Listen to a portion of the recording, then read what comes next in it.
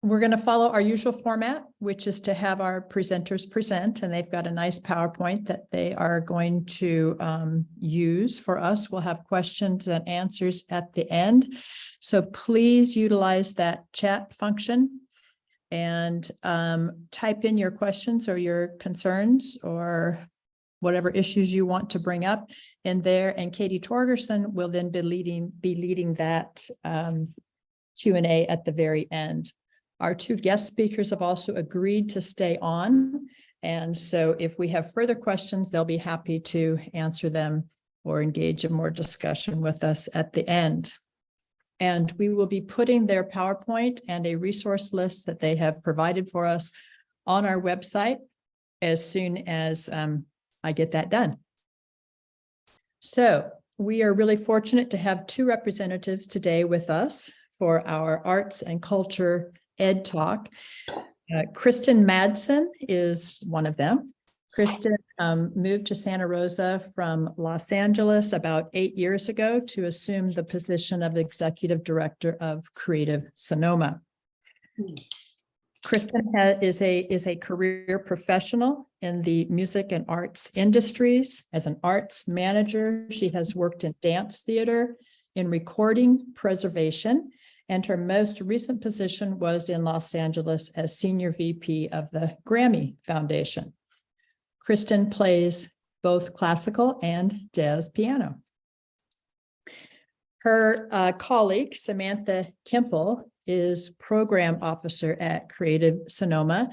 Samantha grew up backstage in theaters because her father designed theater sets. So she did that for a while before she segued away into different positions. She moved first into costume design and then into stage management positions. She's worked in youth public art works programs as a museum curator of visual arts, and currently she works in grant making and professional development programs at CreativeSonoma. So we welcome you two women here today, and take it away.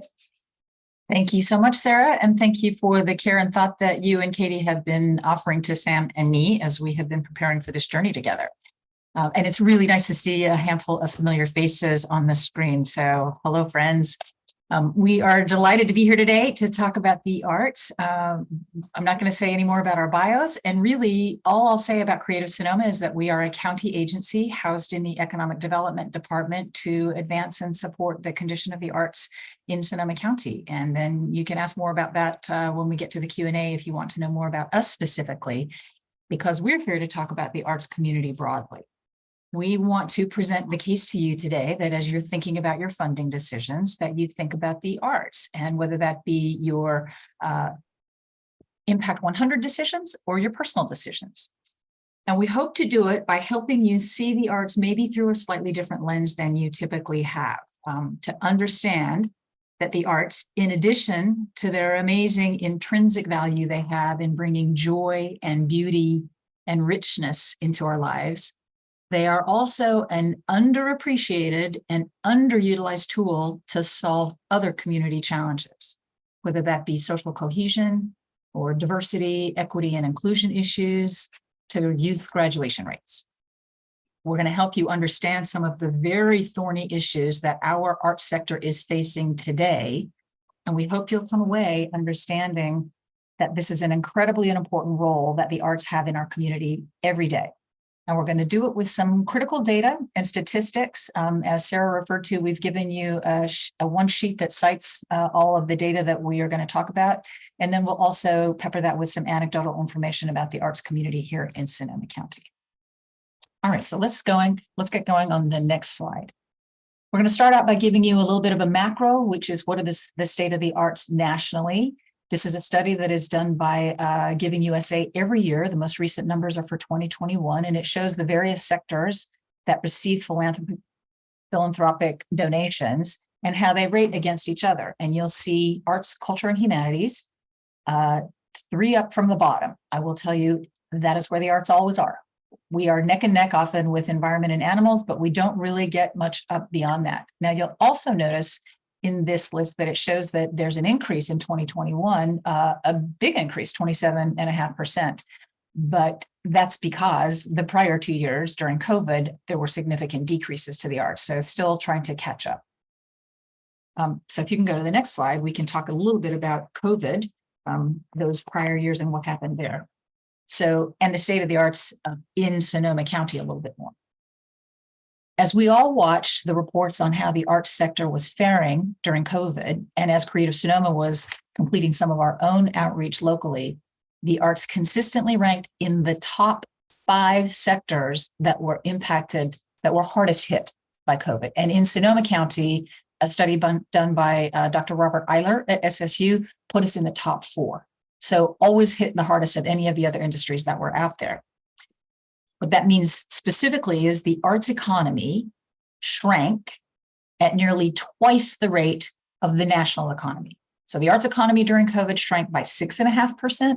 The overall economy shrank by 3.5%. One subsector of the arts, performing arts, was dramatically different than all the rest. It shrank at 73%. I mean, think about 3/4 of your entire economy just gone overnight, poof. And all the rest of the arts didn't do better. They were at about 20%. So again, still way higher than the national average. The revenue for performing arts, I'll say, is coming back, but it's coming back slowly, and it is still behind levels where it was in 2019. Now, anecdotally, we know that drop-off occurred because patrons, right? People couldn't go to the arts anymore. That just dropped off a cliff. And that's in comparison to many of our social service organizations who during COVID saw an uptick in donations because of the core services that they were providing. So audiences are falling off, arts are suffering for that. And let's combine that with the fact that even prior to COVID, audiences for arts were actually shrinking a little bit because we as participants and as audience members are starting to consume our art a little bit more on screens, on small screens, than we are live and on big screens. So that's already been a challenge for the arts. Now we have 3 years of enforced, you're not going anywhere behaviors. And so what we have is a new habit of not going. Audiences are being acculturated to staying home. And we don't know if, when, and how much that's going to change. Now let's combine that with the fact that this will be the first full year that all of the state and federal supports that were COVID related are coming to an end. So this is definitely a rubber meets the road year for the arts organizations. Oh, but wait, there's one more dagger to the heart of the arts. And for that one, I'm going to, and this happened pre-COVID, but I'm going to kick over to Sam and let her talk you through that. So I know at least one of you on this group will recognize the person pictured. Their son is the person in this photo. You may have read this recent article from the press that was in the Press Democrat in March, just a month ago, about our local theater community and how they're faring post-pandemic. One issue cited for their sustainability issues was the enactment of California Assembly Bill 5, which you may have heard popularly as AB 5, which is the changed the test used to determine whether a worker should be classified as an employee or independent contractor. The intent of the bill was to extend to independent contractors the rights, benefits, and protections currently only available to those that are on the payroll, to employees. It was originally enacted to strengthen protections for gig economy workers, such as ride-sharing service drivers and other similar professions, but the bill had some deeply unintended consequences and impacts. Quite a few arts nonprofit organizations have traditionally used contractors to staff the organizations. They run very bare bones.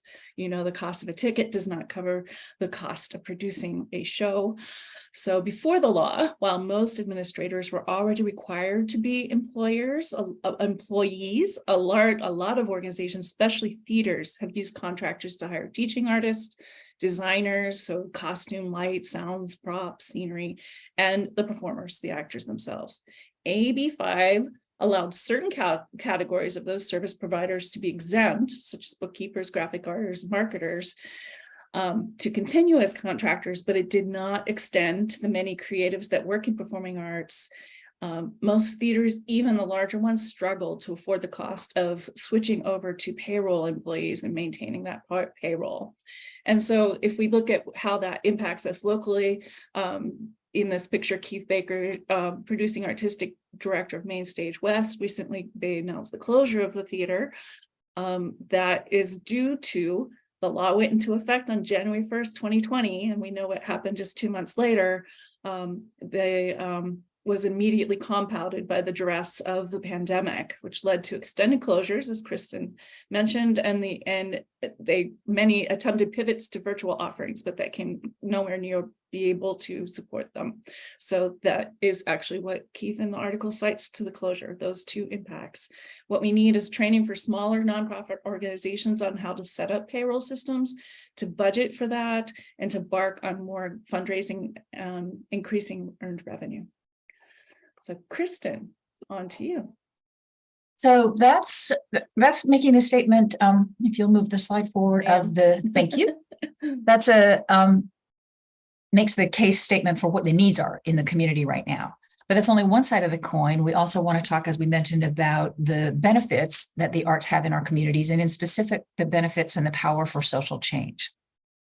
So first up, the presence of arts organizations, along with opportunities to make art, help improve community livability. And it happens almost immediately. So we know that having a cultural organization in a community has been shown to increase nearby residential property values by up to 20%. And the value of your property will increase faster than it would without a cultural organization. That's a hard, measurable impact. We know that involvement of the arts helps build individual identity as well as group solidarity. Studies have shown that 9 out of 10 residents say that the arts increase connection to community. I don't think 9 out of 10 people agree on very much these days. So that's a good one we should hang on to. We know that arts develop neighborhood pride. A majority of residents and business owners felt that creative placemaking programs positively changed their feelings about their neighborhoods. Arts attract new residents. The density of arts organizations and a prevalence of arts events plays a role in attracting residents and businesses to either stay or relocate in a community by improving its image and making it more appealing. That's happening right now in Roseland, and that's what these pictures are. Some of you may be familiar with the Roseland Mural Festival that occurred last year. 9 artists created 8 murals on visible exterior walls in a 1-mile stretch in 1 weekend last year. And the artist team who organized this event, they just willed it into existence with sheer force of personality. These people had vision and tenacity, a tiny, tiny, tiny little amount of grant funds, and a handful of business owners who couldn't see the downside. The organizers paired up these artists with the business owners that they hoped had a similar vibe to each other. And their efforts are actually being rewarded with boosts to the economy in Roseland, because they're bringing people in to explore the murals. And while they're there, oh, by the way, eat at the restaurants, go to the Matote Food Park, patronizing local shops. All right, what's our next benefit, Sam? We can get the slides to cooperate. There we go. Representation and visibility matter. Why arts? So where do we find belonging? There are many statistics that show how the arts can build inclusive, diverse, and equitable communities and to foster the sense of belonging in them. In a report from the Americans for the Arts, they state exposure to arts and media featuring characters or cultures representing oppressed groups can help reduce and eventually eliminate racist, sexist, heterosexist, ableist, and other negative views. Some great statistics support this assertion, along with the economic benefits of building inclusive communities. Exposure to stories of other cultural experiences significantly increases empathy and the ability to see another person's point of view. 75% of diverse, low-income, and highly disadvantaged neighborhoods saw reductions in income disparity that directly correlated to the formation of new arts organizations in that community. Lower income neighborhoods with higher cultural assets show less child abuse, neglect investigations, abuse, obesity, and serious crime. Also, youth from those communities also scored 18% higher in language arts and math exams than their peers. And finally, disadvantaged neighborhoods that have the highest rates of arts participation are in the top 25% of areas that consistently have the lowest rates of juvenile delinquency, which we know has rippling impacts of positive impacts for the community.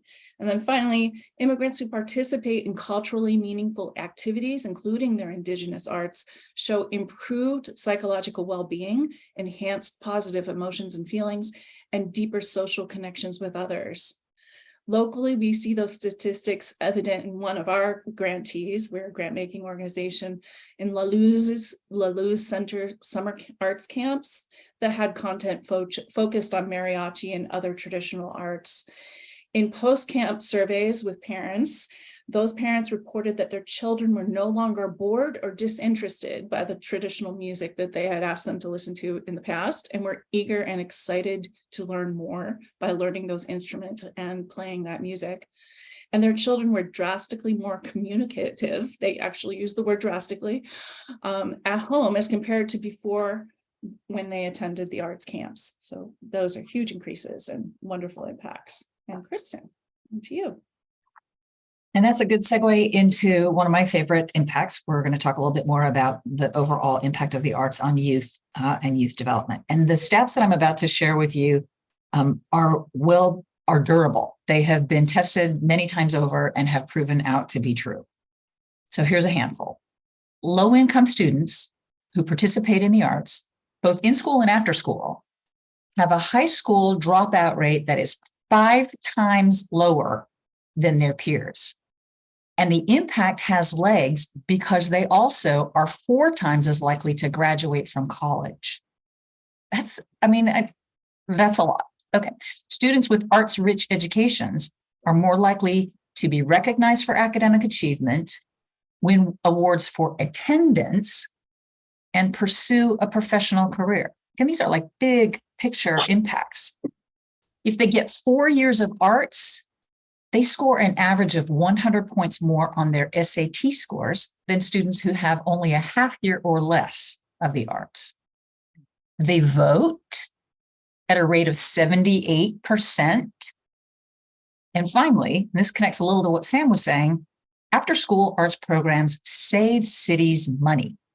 For every $1 that's spent on an after-school program, $9 is saved by reducing welfare and crime costs, improving academic performance, and increasing kids' earning potential.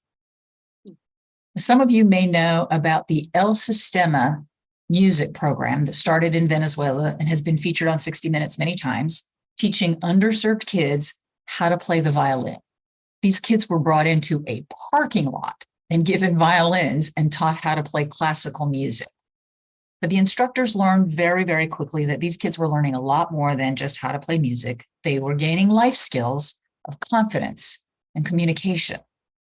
And then the program became a national phenomenon and then an international phenomenon. And now we have our own iteration of it. We have 2 of them actually, but I'll tell you about one right here in Sonoma County. It is going on right now at one of our highest needs elementary schools, El Verano, out in Sonoma Valley. And surprise, the teachers are seeing exactly the same results. These kids are enhancing something I think you've probably all been reading a lot about lately, their social and emotional skills, the skills that help kids survive not just in school, but thrive, and not just survive, but thrive in life. And we know that social and emotional skills are the thing that is on high alert for all of our teachers and administrators to keep kids safe and comfortable and functioning in schools. Makes these arts programs right now more critical. Sam, last one. Why arts? The economy. We have economic recovery is elemental as we've been through all the different ups and downs. Since 2001, the arts sector portion of our national economy has remained stable. Excuse me, I have bad allergies. The arts economy is between 4.2% and 4.7%, including through two national recessions.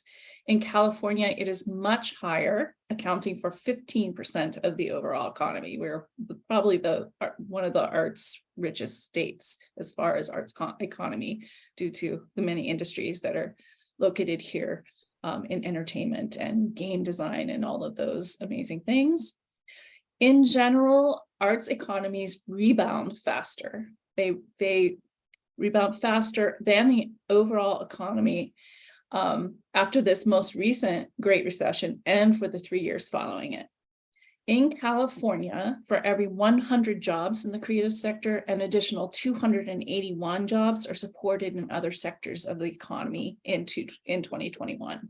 So it actually adds jobs to our ecosystem and keeps the state really sustainable and creative and creating as well.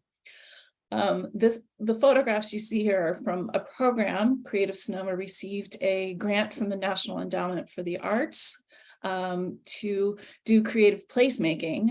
When the pandemic hit, they allowed us to pivot to do a project that would help business corridors attract customers and visitors, and at the same time, help keep them safe during COVID-19 restrictions. We call this creative reopening. We had 7 communities that participated. The largest was downtown Santa Rosa's Open and Out, where the 4th Street was closed and allowed to be pedestrian only, bringing the businesses into the streets. The things that happened through this project were defining spaces. So those are the parklets, the closed streets, letting people know about social distancing through special artwork on the ground or on the walls, utilizing artistic messaging. That's a huge one for impact in any area, but in this time of economic and social need, you can still see some of the stay safe messages around Gurneville and the river communities that was done as part of this grant, letting people know that stores are open, but to stay safe and come down and gather responsibly. They were used to gathering community responses. And in this photo, gather responses and light up the dark nights when indoor community spaces were restricted, so people could get out and enjoy beauty in their world at all times of day. And another element, employing artists, many of whom had been severely impacted by shutdowns. In this program, 76 artists and musicians were hired to create 50 new works of art and 42 performances and readings in those 7 communities across the county. And we heard back from our partners in each of those counties that basically the message is we want more. So I'll kick it over to Kristen to tell us what that means and how we can do that. So as we wrap up our comments, I'm going to get to the part where any of you who know me or have heard me speak know this is where I do a little preaching. So get ready. But I want you to all do something with me. I want you to take a minute and think back to a recent crisis that we have collectively experienced, and that's Sonoma County or nationally more broadly. And unfortunately, there are a lot to choose from. Now, think about some of the very first responses that you're aware of or maybe participated in to work through the emotions and the impact of the feelings that we were all going through. If you thought about COVID, it wouldn't be very long before you came to the memory of that Italian opera singer standing on his balcony in quarantine Florence, serenading his neighbors.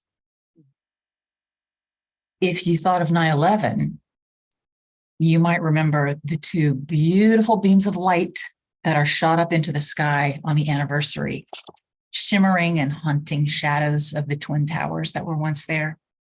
That's an artist at work. If you thought about the wildfires of Sonoma County, you might have envisioned the logo that became synonymous with Sonoma Strong, with 2 red hands clasped together in the shape of a rose, symbolizing the resilience of our community spirit in that moment. That's an artist at work. This is always the case. Always. The arts carry on the hard work for the rest of us, reflecting and expressing and remembering and searching for understanding days and months and even years after these events. What we've tried to show you today is that the arts also do that work and more for all of us in the non-crisis moments. So by extension, it's on all of us to make sure that our arts community is supported, not just when we need them, but when they need us. Too often, we force our arts community to navigate a feast or famine cycle. When we need them, we want them at the ready. But when it's not urgent, we can put them on the back burner, assuming they'll still be there when we want them, even though we haven't invested in maintaining their well-being. What else in our lives that we value do we treat like that? So there's a few steps we can all take to think about and support and engage the arts sector a little differently moving forward. Let's not perpetuate that the arts are frills. Let's not leave them to only those who can afford them, entrenching inequities of opportunity. Let's not even paint a monochromatic and underinformed picture of the joy and potential of a creative career for our young people. But really, let's not allow the arts to be an afterthought, to be brought in to fix things that are ugly or broken, including our hearts and spirits, but bring them into our communities all the time as equal partners to help us all design our collective future.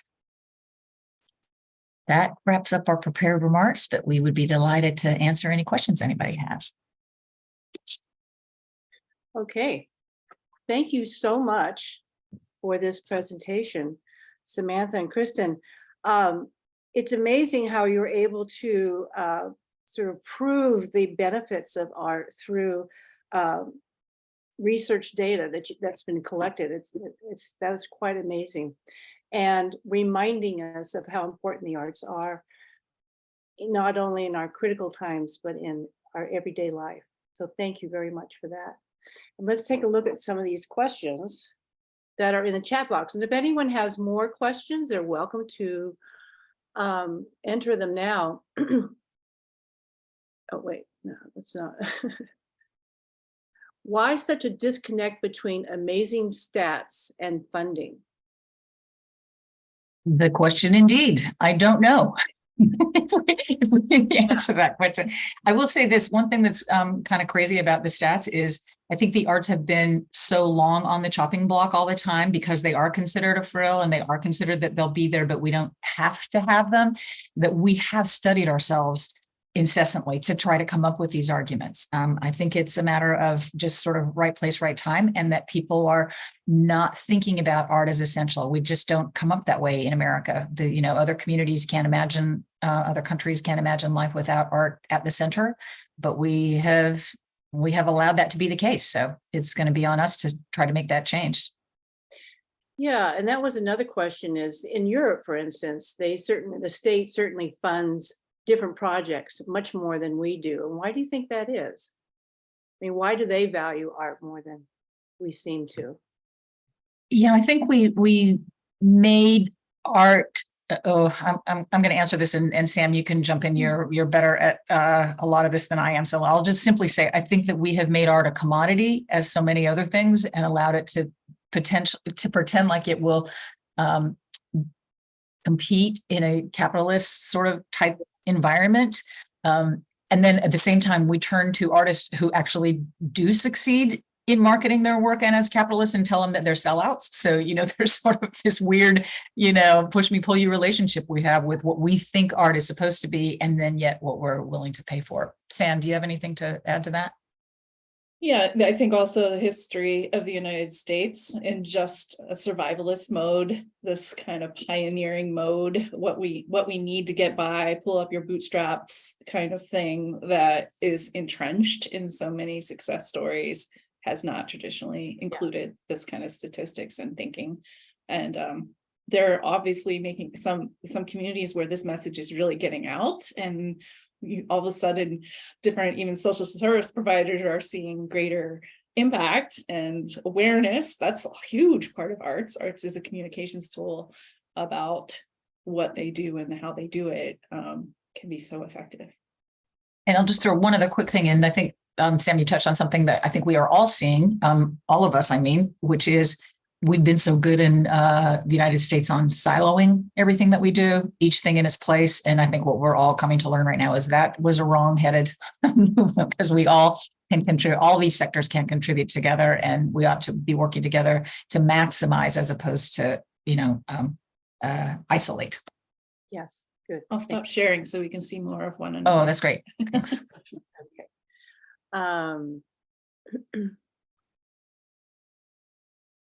How did you pivot your offerings and activities to the community during the pandemic when schools were closed?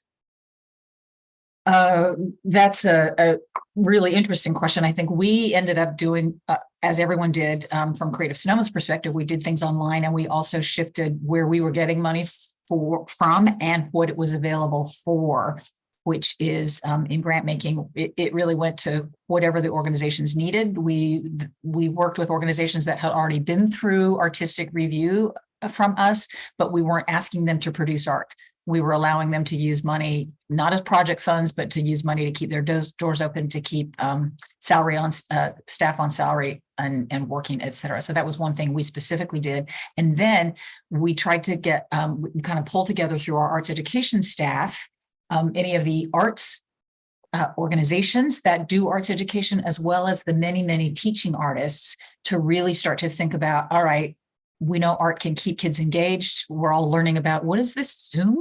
How do we deal with that? So how can we use art as a tool to keep these kids engaged that we're trying to learn from home? So definitely there was a lot of work from the arts organizations and individual artists to work with teachers and curriculum to try to help them use art as a tool to keep these kids engaged. Okay. The next question is about core mission funding. And as you might know, Impact 100 is recently starting to fund core mission. Do you practice that type of funding? Or grants you receive focus on that too? As much as we can get away with as a government agency, yes.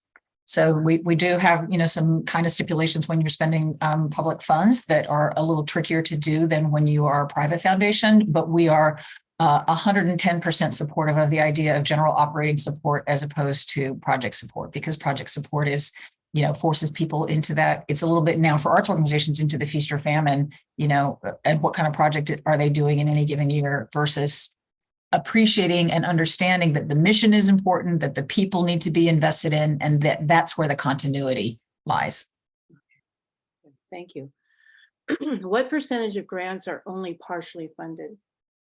Oh, of the applicants that we get? Sam, you want to take that one? I would say we have ended up doing a lot more partially funding. So probably 75% of our grants to organizations are partially funded. So the highest scoring grants, maybe the top 25% get their full award, and then the middle 50% get half, and then the bottom 25 get a token. We think you're doing great work, a few $1,000s. And that also goes back to the push me, pull you idea of funding more people and getting less money versus, giving more money to less people. We have really, at the direction of the county supervisors, being asked to increase the reach, which we've done in multiple ways in getting money to new organizations and then now individuals too. So I hope that answers the question. That's currently what we're operating with. So. And I'll just give you all a little bit of context. Our grants budget that we get from the county every year for all of the arts in all of the county is $150,000. So what you're going to do with your 100, if you gave it to the arts, imagine how that's getting magnified. We do raise funds from outside sources, NEA, California Arts Council, otherwise, and some of that is available for re-granting. So this year we will give 200,000 because we got 50,000 from the NEA to add to that. But from the county alone, it's not so much. Right. So that kind of answers the next question, which was what percentage where do you, CreativeSonoma, get your funding? Yeah, so the sources that I mentioned, then plus there are a handful of private foundations, and by a handful, I mean probably less than 3 that we are connected with, 3 or 4, that will fund North County, or I should say Northern California, including Sonoma County, and organizations like ours that are government agencies. Specifically, re-granting is hard funding to get. So sometimes we get project funds for projects that we want to do. So there's 2 or 3 private foundations. Most notable, you might know the Hewlett Foundation. Others are just smaller foundations that we hear about here and there. Okay, thank you. Is the county business community as supportive of the arts as other regions in terms of funding? I'm going to take a stab, and Sam, jump in on that. I would say that our business community is supportive of the arts, but the distinction that really makes it difficult for arts organizations is our business community in Sonoma County, countywide, I think is something, the last number I saw was like 90% small businesses. So we are not the home, as you all know. As soon as I say this, you'll be, oh, right. We don't have corporate headquarters here. We don't have corporations who have, hundreds of employees and millions of dollars worth of revenues. And so the amount that's given and that's available to give to organizations obviously shrinks down as a result of that. So just based on the fact that we are not a home to major foundations, private family foundations or otherwise, we are not a home to major corporate offices here, makes it difficult for all nonprofits and arts in particular, I would say, to try to get funding that is, sustainable or that is significant, particularly in connection to the amount of work required in some cases to actually get that funding. Well, just to let you know that some of our participants are standing, applauding, cheering. Amazing stats, terrific presentations. Thank you. But oh, that's great. Questions. Thank you. Did the stats correct for socioeconomic level? Sam, what do you think? Some of them, yeah, some of them are all. adjusted, but not all of those stats.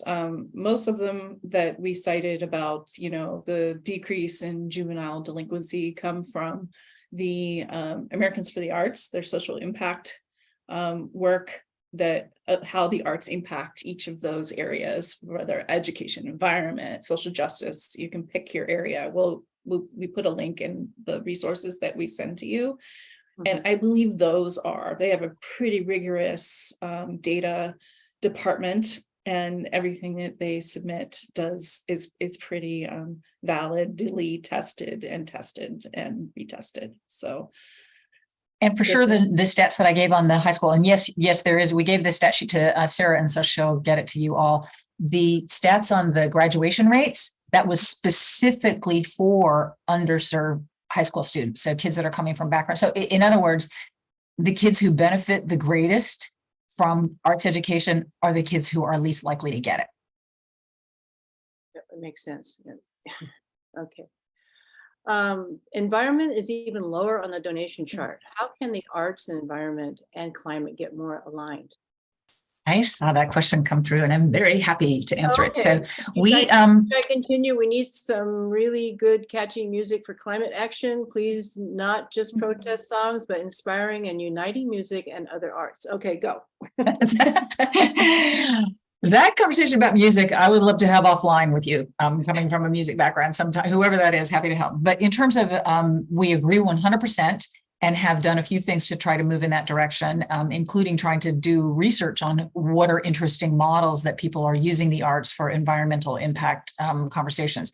So shortly after the fires, we started thinking about, all right, we don't have that much money in grants, but we know everybody lives in this community, understands that climate change is impacting us here. And so what can we do with arts to try to help that? And so in 2 ways, we have done that. One is in our regular grant making program for organizations, we added a category that said, if you are doing work that has environmental education connected to it, or has the environment and sustainability, et cetera, at its core, you are essentially, this is not literally the language, but you essentially can get bonus points. So we don't want people who don't feel like they can do this to try to do it, just to do it. But if you are doing it, we want to recognize that. And we also have been doing it now for a handful of years, so people know it's coming. So they think differently, I think, about what they might do in terms of trying to apply for this particular grant. If that's on their mind, now might be a good time to do it.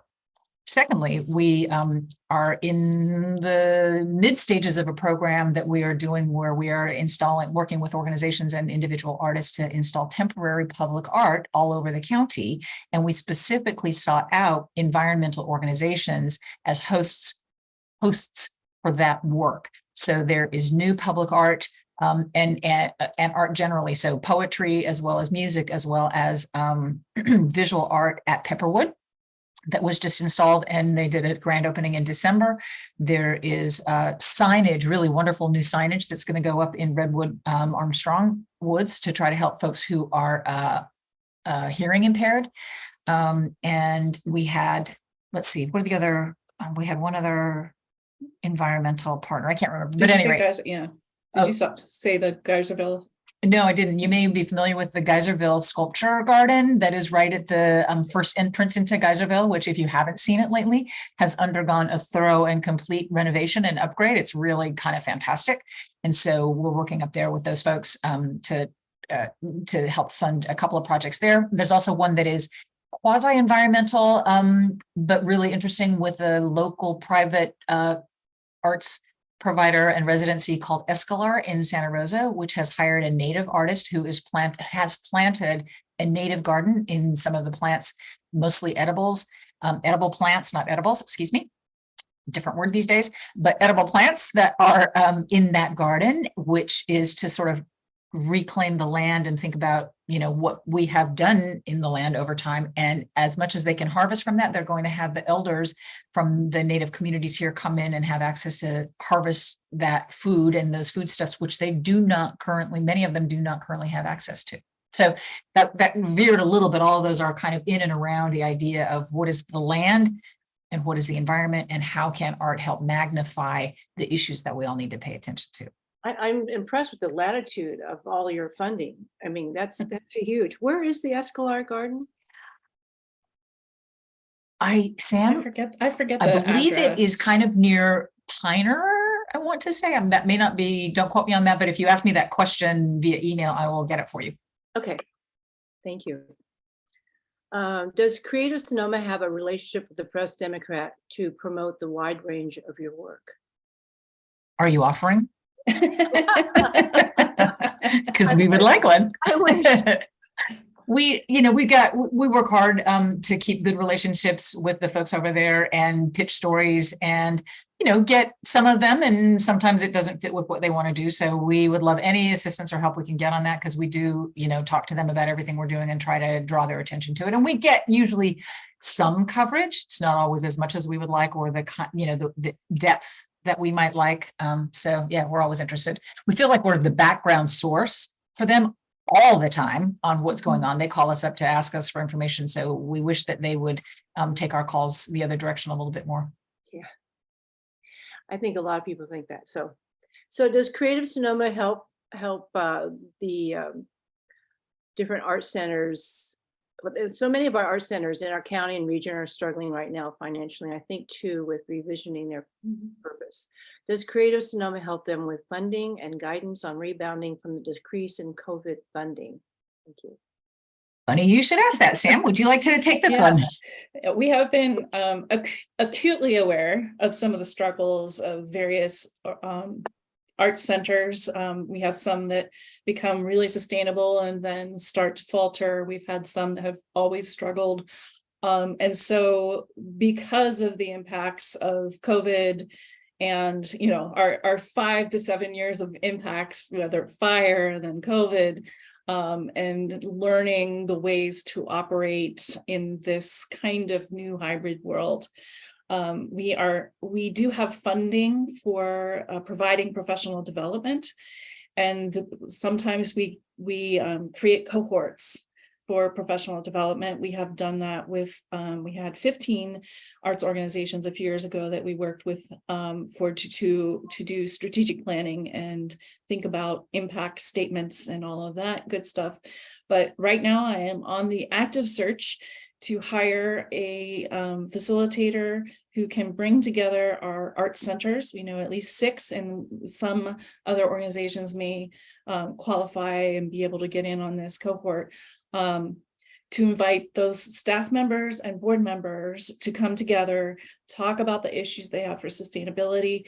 And then one issue that I'm really interested in and has been voiced by all of our art centers is about, some are discontinuing classes, because certain adult classes, because they're not sure that they're sustainable. Some others are discontinuing public use of rentals, so it's all of those things. So assessing how those organizations can manage their earned income, how the community uses the facility, and how they fundraise and think about themselves. So we'll be bringing everybody together as a cohort, hopefully in the next month or two. And we'll be reaching out to everyone as soon as we have a trainer identified.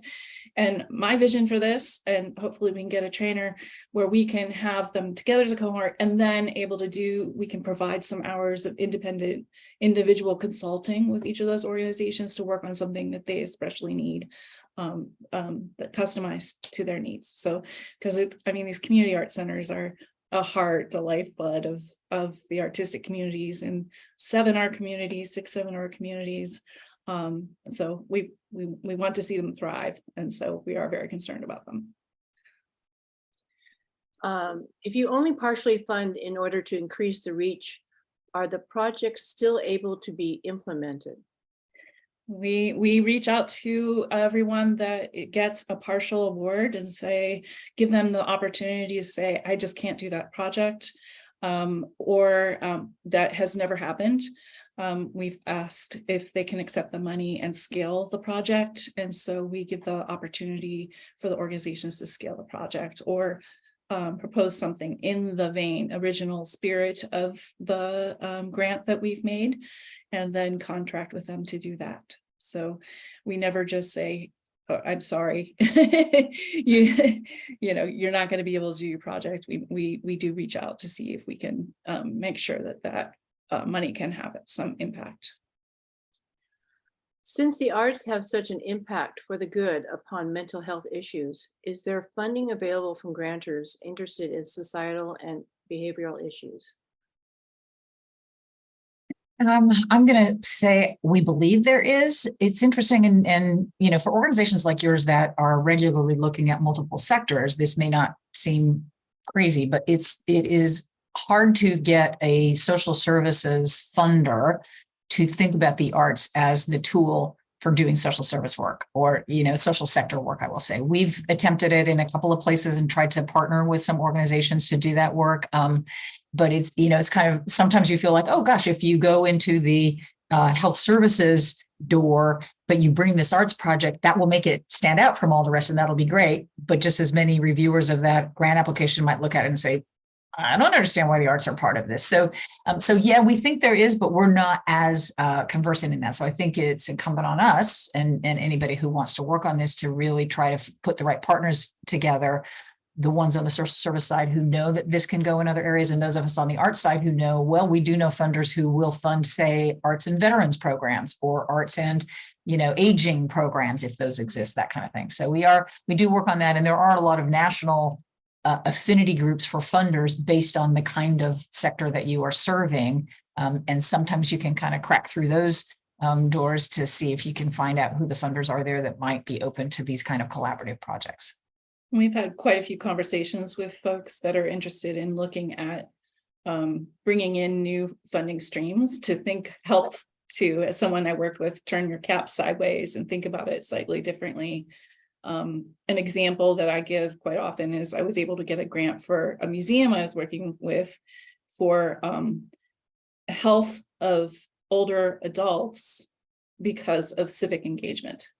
So the docent program at a museum. So we're always looking for ways that we can describe things that organizations may not necessarily have thought of and approached, but Creative thinking, yes. yeah, it's in our name. For you. Can we get a copy of those statistics? Do you have a fact sheet with them that we can share with others? And maybe that could be sent in with your resource list possibly, is that? That's the sheet that we refer to that we've given to Okay. Sarah. Oh, So wonderful. she's got it. Great, thank you. The Sebastopol Center for the Arts has paired with master gardeners to create a teaching garden at the center. Oh, that's just a statement. That's exciting. It's wonderful. A PD alert just came about a Sebastopol artist who has built a tiny home to live a life of sustainability and creativity. Okay, these are comments, I'm sorry. Mhm.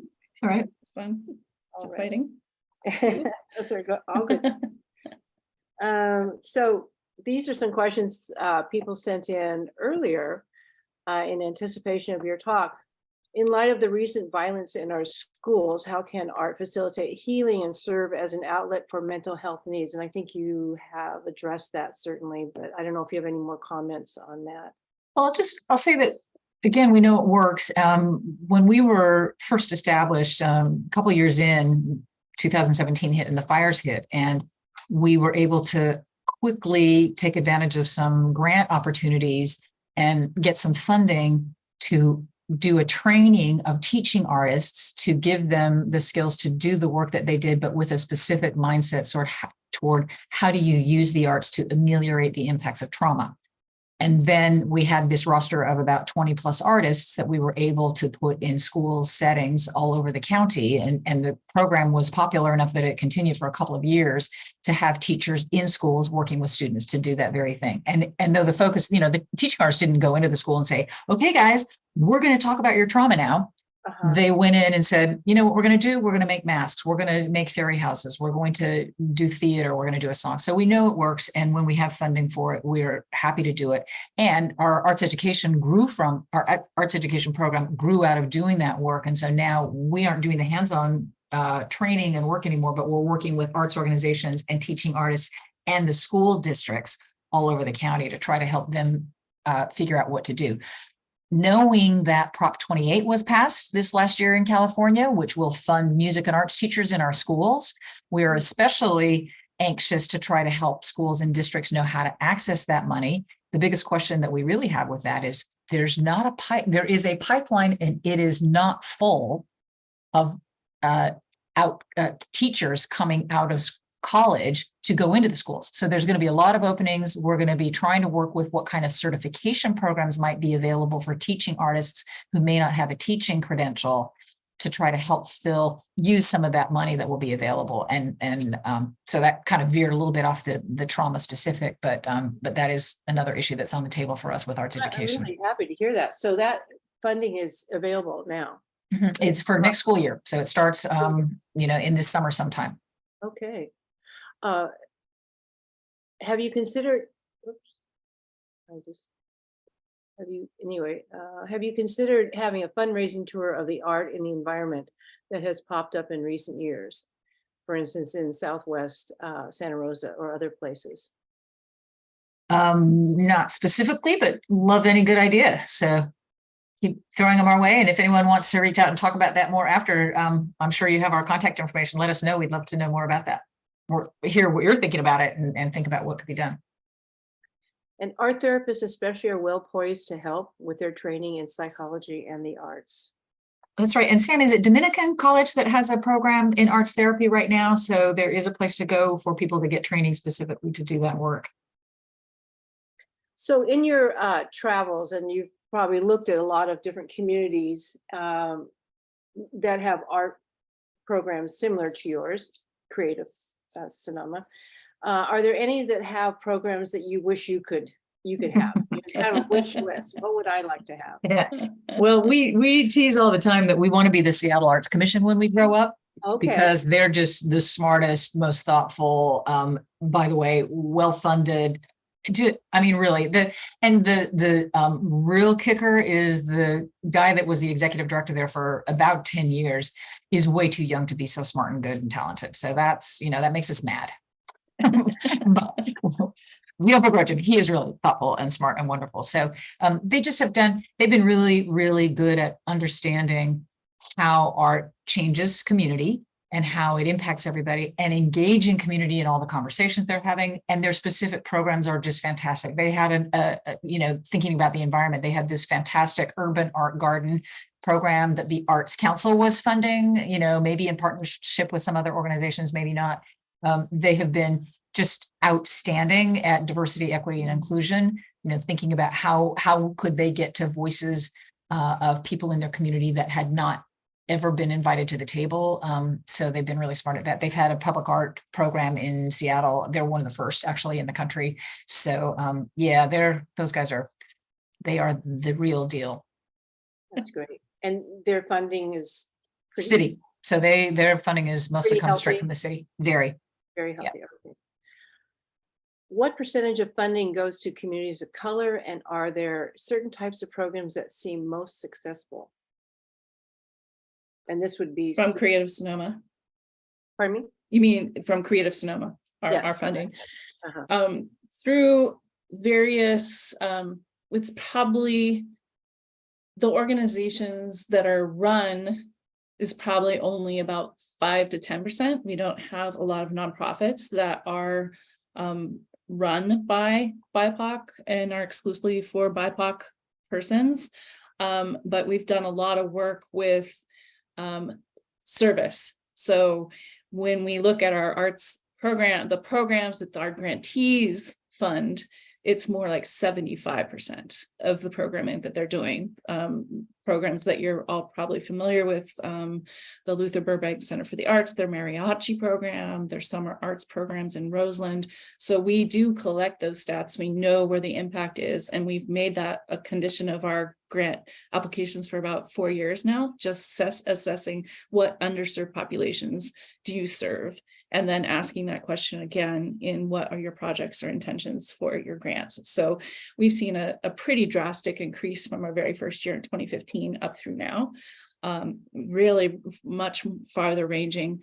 And then 2 years ago, we were able to establish a grant to individual artists called the Arts and Cultural Equity Fellowship Grant, which we had a cohort of 6 artists last year. We'll have 8 this year. We've just notified them. We'll be able to announce them publicly shortly. And these are for individuals that work within, identify as, or work in support of underserved BIPOC communities in Sonoma County, to make sure that the folks that never applied when we asked the applications, we had applications for individual artist programs in the past, did not apply. I think about 5 to 10% of our applicants, and the same for our awardees, would be qualified, be included in that. And so to bring forward this program was really exciting for us to see how what's going on in the community that we don't know about, which it turned out we have about 60 folks doing amazing things in support of or within communities of color, and that we now have on our radar, and we've gotten them to get other grants because we're like, hey, you need to apply for this opportunity from the Yerba Buena Center for the Arts, and they've gotten the money. So we're hoping to be an amplifier too, and bringing those kind of funding opportunities into the community that really diversify the funding pool. Thank you. Mhm. It's 5:30, so our speakers have agreed to stay longer if there are more questions. But I want to thank you so much. It's hard to believe all that you're doing, all your activities, everything, that you are a department of 2. 4. We're 4. We have an arts education coordinator, and then we have a administrative coordinator. So it's still very impressive. Thanks. The amount of work you're doing is just so impressive. And Thank you. Thank you so much for sharing that with us today. It really helps us inform us on what is going on in Sonoma County creatively. So if people want to leave that can, and if there's anyone that has more questions, you're more than welcome to stay and ask, and we'll mute you and you can ask the questions yourself. You can actually unmute yourself. Okay. And I just want to say one other thing, and that is, remember now that it's our challenge to go out and find organizations that we would like to encourage to apply for our grants in this particular focus area. And our website is, I think, the list that is given to you for the resources, because our website has profiles of lots of, if not, the majority of the nonprofit arts organizations in Sonoma County. Okay, so I see some questions, but how do we unmute them? Can you unmute? You can unmute yourself. Yeah, I think I'm unmuted, right? Yes. Okay. My question involves, how do we maybe individually support you guys? What is it that we could do as volunteers individually to support either the creative arts as an organization or individual art organizations that you have in your resource list? Do you have any suggestions for that? Sure. I think I'll say two things broadly for helping CreativeSonoma as an organization, because I'm going to pretend like I heard you say that, even though that may not be what. No, I did. Okay, good. One is we're a county agency, and we really love it when our county supervisors feel like we do good work, because that's the thing that really helps our budget. Our budget has gone up and down. So if you have a relationship with your county supervisor, or even if you don't, it would be really incredible for you to talk to them about what CreativeSonoma is doing, but more importantly, how important the arts are and that they should be funded at a higher level than they are. So that's one. And the same goes true for anything around relationships you have in schools. So making sure that the school, the local school, that the district, that the superintendents, principals, all the rest of them hear from you, whether your parents, grandparents, teachers, whatever, so the public advocacy is great. In terms of other great support, I think that adopting organizations, patronizing them right now, go see art, just go see it and you'll be reminded how fantastic it is and what it means in the community. We talk about at Christmas time or for birthdays, buying gift cards and certificates to go to, memberships to arts organizations, which are sustaining. That's really wonderful. Or, buy art as gifts. But if you're uncertain about what other people's art tastes are,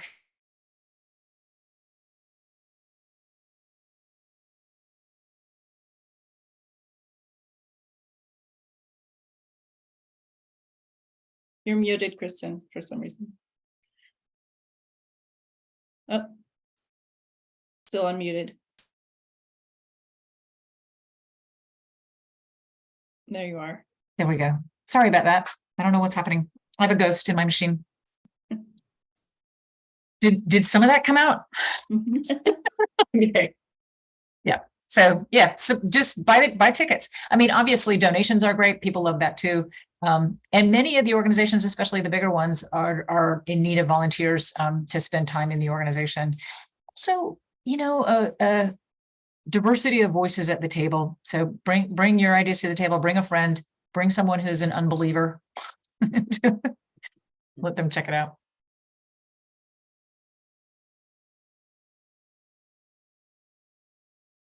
Kate, now you're muted.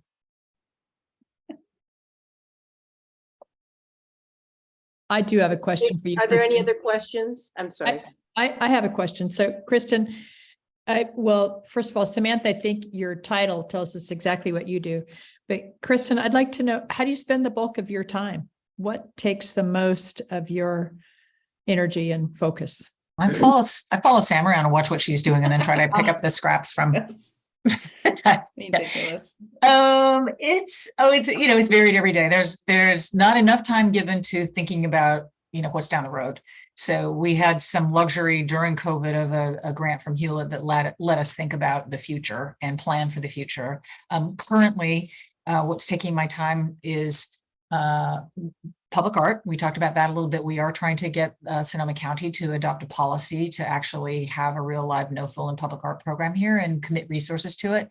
As part of that, I'll share with you all, if you hadn't seen it already, we did get funding allocated from the county to create and install a fire memorial. So, and this will be to the families, but the memories of those that were lost during the 2017 fire. So public art is an incredible asset and resource for the community, but it's also quite time consuming. So we do have a contract that will award for some part-time staff help with that because we don't really have the bandwidth for that. But so sort of, I try to look at what are the varying programs that we've got going on and that we're juggling and manage the needs of those and run interference where I can in terms of how to get those things done going through a county system. I do the grant writing that we do, although that's really a team effort. I usually will write the grant and then the team will help kind of either pull me in off the ledge or help make those work. So, and any other kind of financing. And, you know, so, and then everybody, it's a team of four. Everybody participates in the no job too big, no job too small philosophy. You said that you get 150,000 that you can disperse in grants, right? Mm-hmm. Yes. From the county. And I don't remember, has that number gone up or down in the last several years? It's remained relatively steady. It was 100 when we first started, and then it went to 125 and then 150, with a single exception, which is a wonderful and then tragic story, which is that right before COVID, we received a $300,000 increase because the county was doing some cleanup and machinations for funding that it was previously giving directly to arts organizations that applied to the county direct for community impact grants. And they realized, you know, we're not really equipped to adjudicate these or evaluate them, and we don't want to do it. And so they decided they were going to shut down that program. But then there was an outcry from the community of arts organizations, which we helped them know about it. And they came back and said, you can't just drop that. And so the supervisors, and that was around 300,000. The supervisor said, okay, for 1 year, we'll give it to CreativeSonoma. We can't commit to more than that right now, but we'll give it to CreativeSonoma and then we'll revisit it next year. Two things happened. One, our champion on that issue was Shirley Zane.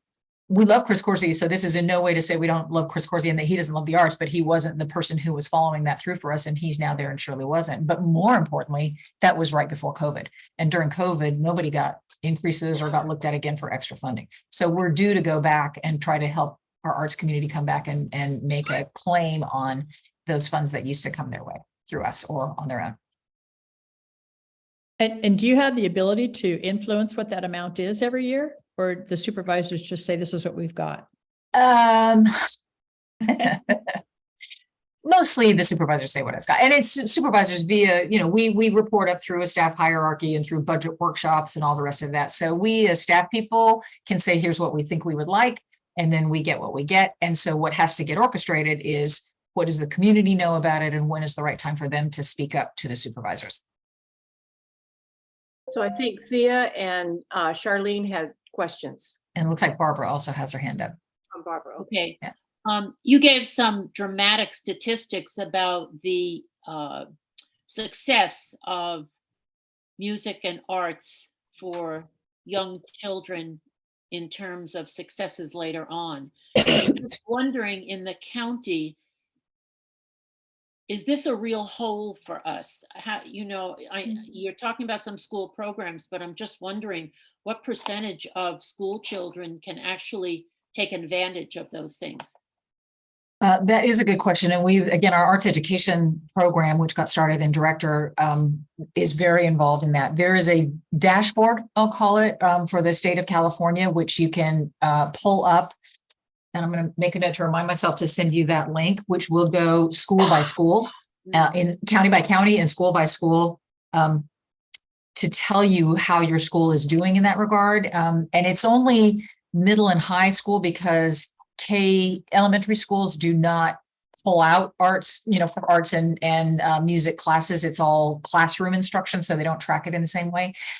When we last looked at it, and that's been a couple of years since I was familiar with those numbers, we are below the state average. We are below what's happening in Napa and below what's happening in communities around us. There are some bright spots, and this is true universally, I think, in arts education across the board. When you have that teacher or that principal that really understands it, the school thrives. And when you don't have that, you just don't. I mean, it really so much comes down to the personnel, and knowing that in Sonoma County, because we have 40 school districts in Sonoma County, the churn Mhm. of superintendents and the churn of principals is probably much higher than it is in other places, because they can, pick and choose where the grass looks greener. So you just don't get that kind of follow through. So yeah, I think that's one of our issues here. But yeah, we're not shouting from the rooftops about what we're doing. And it's just like everything else, where you live matters. So equity is a significant issue. Thank you. It's my understanding that the city of Santa Rosa has a public arts program. It does. Okay. Do other cities in Sonoma County also have? And is there a map that shows the public art throughout Sonoma County and all of the communities, and That's a So- great question. so that you can plan? Because there used to be one for Santa Rosa. Mhm. But I wonder if there's a more comprehensive map, either through the tourism bureaus or whatever, that we can access and use. Yep.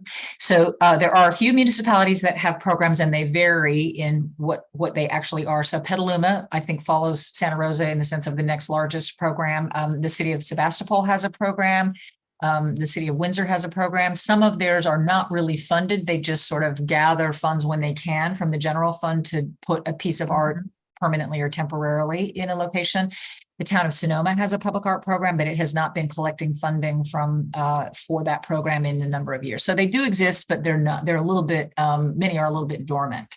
The idea of the map is one that we've talked about quite a bit. We haven't had the bandwidth to put something like that together, though we love that idea. And I will tell you, we are talking to tourism about it. It may not be a comprehensive map, but one thought we had was, wouldn't it be fun to have a handful of artists and other creative people curate their favorite tour of public art in Sonoma County? So then you could say, oh, here's a day looking at public art in the county. Start here, have a cup of coffee, then get your favorite, bakery in, and then go look at this art and that kind of thing. So we definitely, it's on our minds, and it's really an issue of bandwidth. And Okay. we also have on our website a directory of public art works that you can pull down by town and pull up different public artworks. And that is basically provided to us by various collections. So the Santa Rosa Public Art Collection, the various sculpture trail, like Cloverdale Sculpture Trail. And so it varies from year to year, and it is not by any means comprehensive, but there's a few hundred pieces in there. So Super, great, thank you. Yeah. It's not on a map, though. It doesn't map it out for you. Is there, as long as there's an address? There are addresses for all the Okay. pieces. Yeah. Okay, thank you. Mhm. And Barbara, did you have a question? Hi, thank you, Kristen and Sam. It was a great presentation. Thanks. Just a real quick question. I was on the board for a small youth arts organization doing public art, and we had a wonderful opportunity to do some mural painting along the SMART railway on a couple private businesses. And thank you for mentioning about Seattle, because going the light rail from the airport to Seattle is just breathtaking. It's so beautiful. And it kind of I don't know if you're in any kind of conversations with the county or the city about beautification of that rail corridor. Our organization, opened the conversation with a number of businesses, and they were we thought, well, we'll watch the couple of murals to see if they're getting tagged or graffitied. So far, they're not. And so I think it was a wait and see. And I'm just wondering if there's any bigger conversations about it felt like there had to be more city and county support to be able to get that done. Yes, the answer is yes, there have been conversations. I won't say they've been deep conversations yet, but we did speak with the new head of the SMART organization, Eddie. I'm forgetting his last name, but as we've been going through the process, I mentioned in terms of trying to get a county-wide public art program. So he was on the list. We wanted to talk to him about SMART, what's involved there. I'm happy to report he is highly supportive of arts. He came from Transportation Authority in Utah, where they had a ton of art that they had along many of their transportation lines. He also has some battle scars from some of the challenges of things that they didn't plan on the front end very well. And so that's good, because you want someone who's been through it and then knows what they really want to do and what they can't do.